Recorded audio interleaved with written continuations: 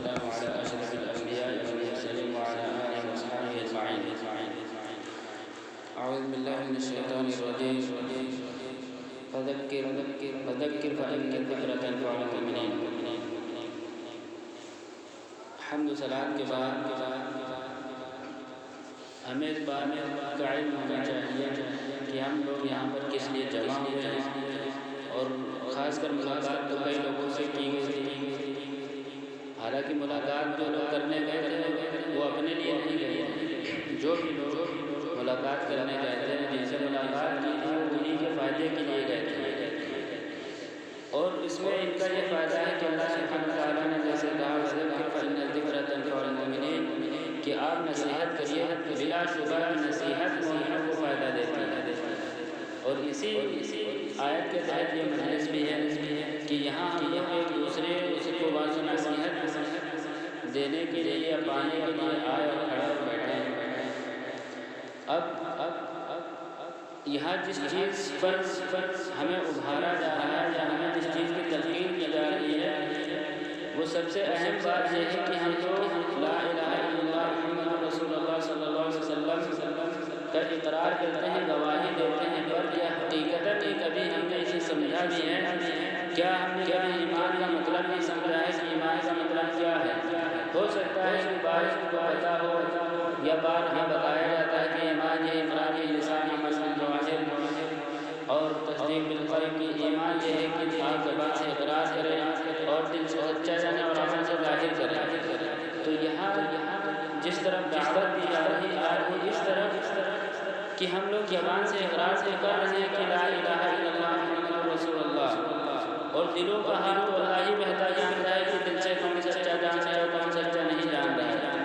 مگر جو ہماری نظروں کے سامنے ہے سب سے اہم بات ہے وہ عمل صالح. اس میں ہم بہت پیچھے ہیں. اسی کی طرف ہم لوگوں کو دعوت دی جا رہی ہے، ہم سب کو ابھارا جا رہا ہے کہ ہم لوگ زیادہ سے زیادہ اعمال صالحہ کریں. ابھی جو آیت کریمہ پڑھی گئی سورۃ العصر کی، وہ اسی لیے پڑھی گئی کہ الذین آمنوا وعملوا الصالحات کہ خسارے میں وہی لوگ نہیں ہیں جو ایمان لاتے ہیں اور ایمان لانے کے ساتھ ساتھ عمل صالح کرتے ہیں. عمل صالح مطلب اپنی پوری زندگی اللہ رب العالمین کے احکاموں پر سنت رسول صلی اللہ علیہ وسلم کے مطابق بتاتے ہیں.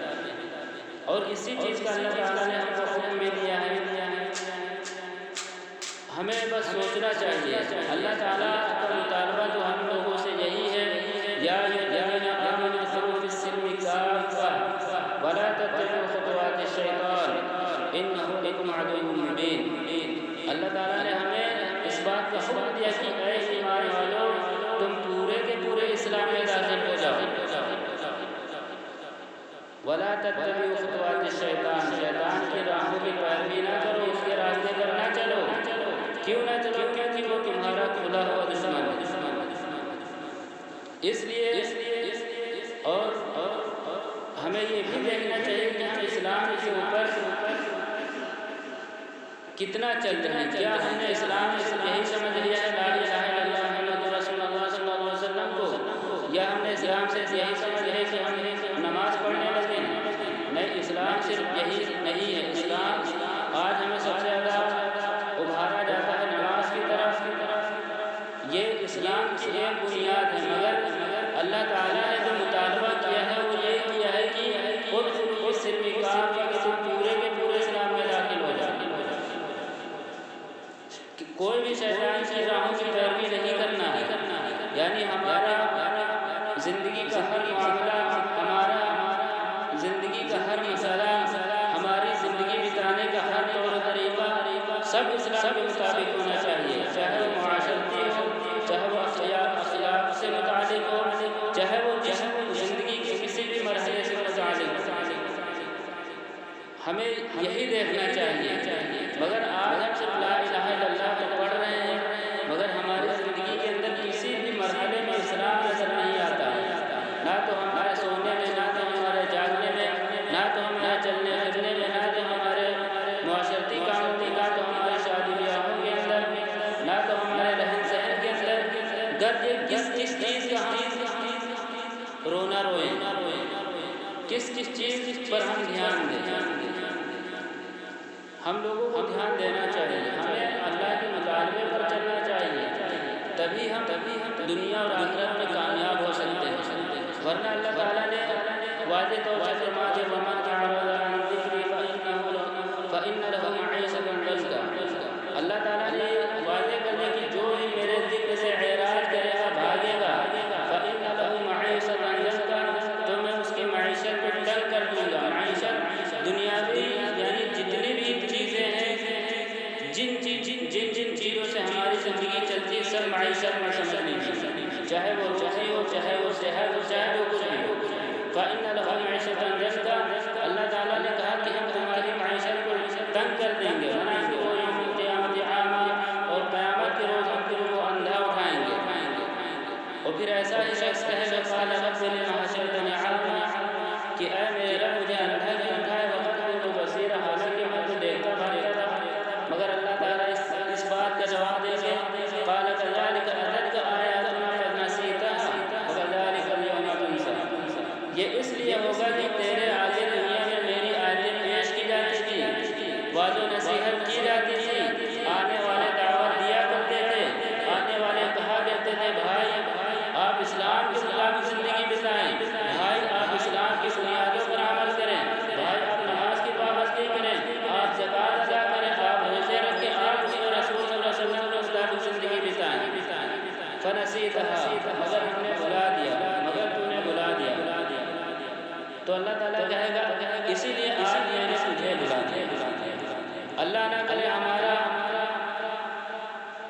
شمار ایسے لوگوں میں ہو کہ ہمارے آگے اللہ کی آیتیں پیش کی جاتی ہیں اور ہم ان کو بھلاتے رہیں، ایک وہ دن ہے کہ اللہ تعالیٰ ہمیں بھلا دے۔ ہمیں اپنے دلوں کا جائزہ لینا چاہیے اور ہمیں متبع قرآن سنت بننا چاہیے، کیونکہ اسی میں نجات اور کامیابی ہے اور اسی کا اللہ تعالیٰ نے حکم دیا ہے۔ اللہ تعالیٰ نے یہ بھی کہا وَاعْتَصِمُوا بِحَبْلِ اللَّهِ جَمِيعًا وَلَا تَفَرَّقُوا، کہ تم اللہ کی رسی کو مضبوط پکڑ لو اور تفرقہ نہ کرو۔ اللہ کی رسی کیا ہے؟ اللہ کی رسی کیا ہے؟ اللہ کی رسی ہے کتاب اللہ و سنت رسول صلی اللہ علیہ وسلم، اللہ کی کتاب ہے، اللہ کی رسی۔ فار ایگزامپل ہم یہ دیکھیں، ایک مثال کے طور پر